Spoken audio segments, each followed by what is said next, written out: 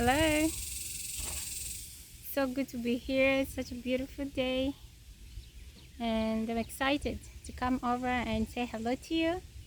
My name is Joy, and I'm right here at Heartland, Texas. It's in the outskirts of Dallas, just a few minutes from Dallas, Texas. So, this is where we make our home, and I'm so delighted to join you and share a little bit about myself. So, I'll start from way back. So my parents got married, and the Lord blessed them with 4 kids.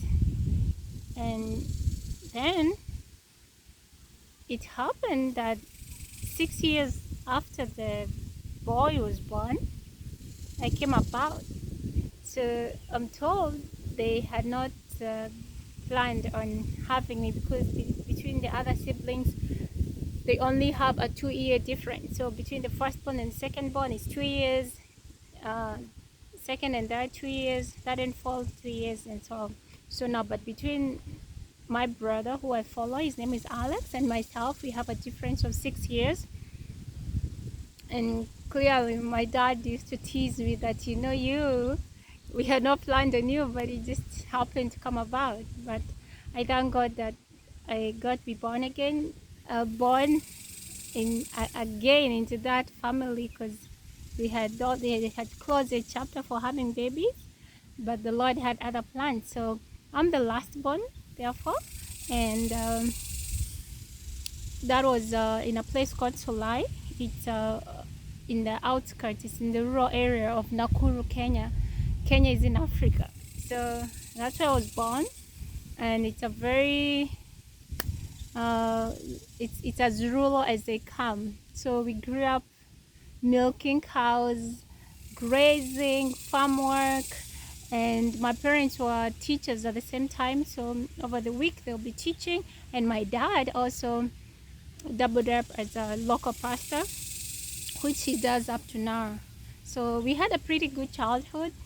It was fun because at school you are still with your parents, and then you come home and they're still dad and mom. So it was also an interesting mix because you don't get to misbehave. You remember you with them at school and still at home, and on Sunday he's your pastor. So it was quite interesting. Yeah, but we grew up, and how long ago? When I was around 12, that's when I gave my life to Jesus. I remember my sister Charity came about and said there was a conference in Nakuru that she wanted to attend. And being in we call it Mashamba, rural area, you look for any opportunity you can get to visit the town, so you can get to see the big buildings, and get to eat some fries, and we used to call them chips and chicken. Yeah, life was good. So when I heard her saying she wanted to go for the conference in Nakuru town in Dr. Ada, I was like, hey, I'm going too. It didn't matter that I was a little girl, but yeah, so my parents agreed. It was a 1-week conference, and we all went, I think with my brother too, if I'm not wrong. I'm not sure, I think, but I know for sure Charity was there, and I went to. And there's a man of God called Misheni. He was preaching, and as he was preaching, he was saying that there's somebody seated there. You don't want to give your life to Jesus because you don't want your friends to make fun of you when you go back to school. But remember, you'll be answerable to God, and you're not too young to give your life to Christ. And I felt like he was speaking just to me. It didn't matter whether there were so many people in that huge Dr. Ada church. It's a big church in Nakuru. I felt like he was just talking to me. And with tears going down my eyes, I just made my way to the front, and I repented, and I asked Jesus into my heart, and that's how I got born again. And so life went on. By then I was in class 7, that's elementary school, grade 7, and I finished that. I went to high school, and it's interesting because when I went to high school, mostly they would have the leadership of the Christian Union be among the people who were like in the third form or fourth form, but where I was still in form 1, I was made the Bible study called, I was made to lead one of the Bible study groups, and that's how God started shaping my like I would say that, like, even my leadership ability started coming out. And I was later on, by God's grace, elected to be the CU chair lady, which was an amazing and humbling opportunity to serve God's people. And the school I went to is Jomo Kenyatta High School. It's such a big school in Nakuru, so the population was like over 1,000 students, so you can imagine.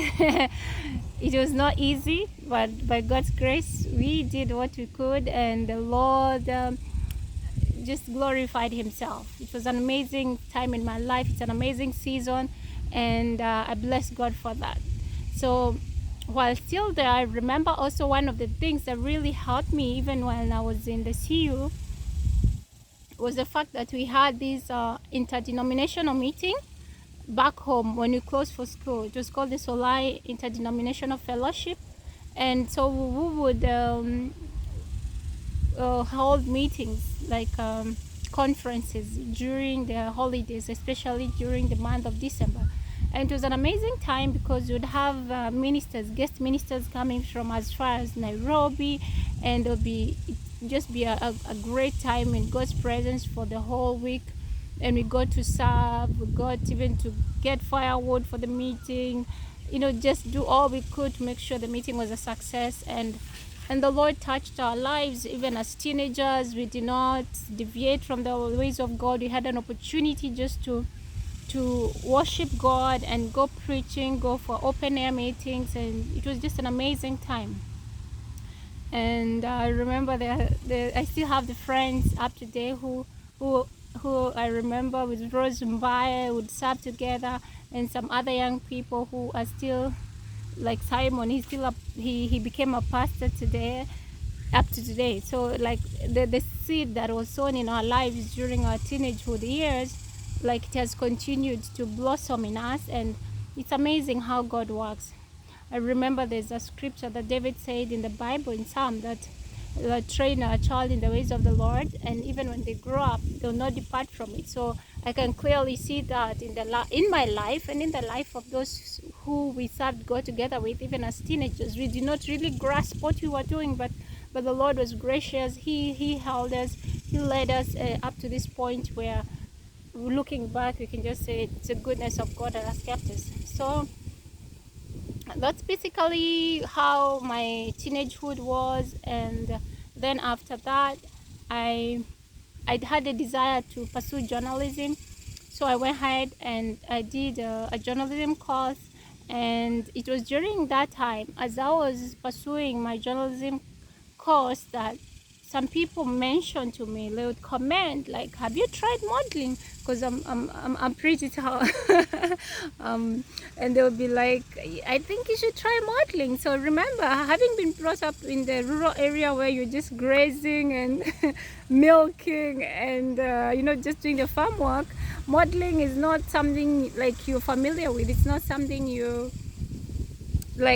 see day to day. So it was something foreign. It was a foreign thing to me. But when they mentioned that, and by that time I was in Nairobi, the capital city of Kenya, I approached this lady. She's called Mrs. Kamunge. I'm still grateful to her up to today, because she nurtured me, and she was running an institute called Vera Beauty College, which I believe is still there up today. And that's how I got into modeling. And remember, I didn't know how to do makeup. I didn't know how to do nothing. Like, I was just a tomboy. I didn't even know. I had never walked in high heels before in my life. Never walked in high. And here you're supposed to walk in 6-inch high heels. You're doing a fashion show. Who is like God? it was just something. It was just a new opportunity, a new season in my life. I enjoyed it, and I tell you what, I went into it in such a way that even it's like I put the journalism on hold, because now I just pursued modeling. After that, I even went back to my hometown on Nakuru and started a modeling agency.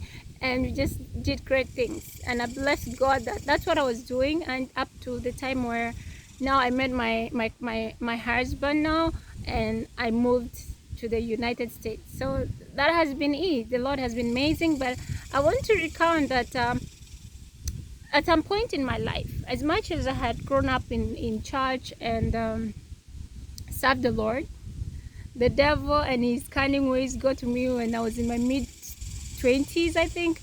And I was like, maybe I'm missing out something. And I started going out, clubbing and all that. And I can tell you for sure that as much as I would go out, I'd still have that voice in me telling me, Joy, you know, this is not where you're supposed to be. What are you doing here? You know, like I'd still have that inside voice telling me, get out of here. This is not what you should be doing. And my friends would be like, really, you want to go home? The party just started. How can you want to go home? Because I never, you know, there are people who party up to morning. I could never get it to morning. Like at some point I would feel like, I've had enough. I just want to go home. And so I remember after a few years of going out, and then still I'd still make it to go to church on Sunday, but I'd like I had that double life. And of course I was not sold out to God and doing his will anymore. I was just, you know, trying to do it on my own. And I can tell you for a fact that at some point it came to a point where I was frustrated. I was like, on the outside, apparently on the outside I was doing so well, because the modeling agency was doing good. I had this contract. So on the outside, what you'd call the success from the eyes of the world, I looked successful. But inwardly, I knew this is not what I wanted to be doing. This is not what I wanted to. This is not the life I desired. And so in my nice apartment one day, I just knelt down and I told God, you know what? I've come to my end, and I'm asking you to take over. I just all alone knelt and rededicated my life back to God. I just took they said repentance is a new way of thinking, like you turn around. So I shifted and I told God, I'm coming back home, the prodigal son. I have sinned, and please take me back. And who is like God? He took me back. And I can tell you what, within no time, that's how, when even we started dating, communicating with my husband. But then I didn't even know him, but then now we started communicating, and several months later we tied the knot. And I can tell you what, that I've seen God's hand in all this in my life. And I know that's a long introduction, but I just wanted to put it in there that after that, now I didn't look back. I just sought the Lord. I have desired fully, even after coming over, relocating to the US. I have continued to seek the face of God. I have continued to seek his ways. And guess what? It's been so amazing. It's been such an awesome journey. There's nothing I could exchange it for. There's nothing I could, I have no regrets whatsoever. I'm just so blessed. I'm so grateful. It's just been amazing. And I would say, if you're out there and you haven't tried this, if you know the word says, like, test me. Jesus says, try him out. He says, come you who are burdened and heavy laden, and I'll give you rest. Come exchange, for my burden is light and my yoke is easy. So I know even the days we are living in, there's so much going on. We had the pandemic and so many people are affected, and now you're at a point where you feel like you're hopeless, you're desperate. Maybe even financial wise, things are not working out. Maybe it's a relationship, it's not going the way you'd want. But I want to tell you what, there is one who made you. You did not just happen. There's a God who made you. And the word says in Psalms 139 that he knew you even before you were formed in your mother's womb. And verse 16, Psalm 139 verse 16 says what? That there's even words he spoke over you. He had great plans for you. So guess what? You don't have to live in that life where you're just second guessing yourself.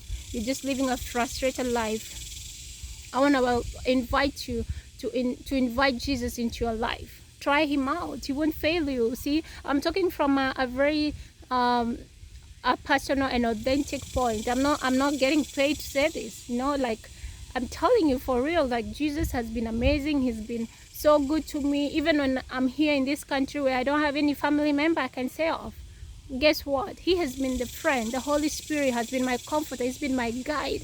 The joy of the Lord has been my strength every day. And I tell you what, it's been beautiful. It's been amazing. He has blessed me even beyond measure. You know, like, he's been so good to me. I have, what can I say? I have nothing I can exchange it for.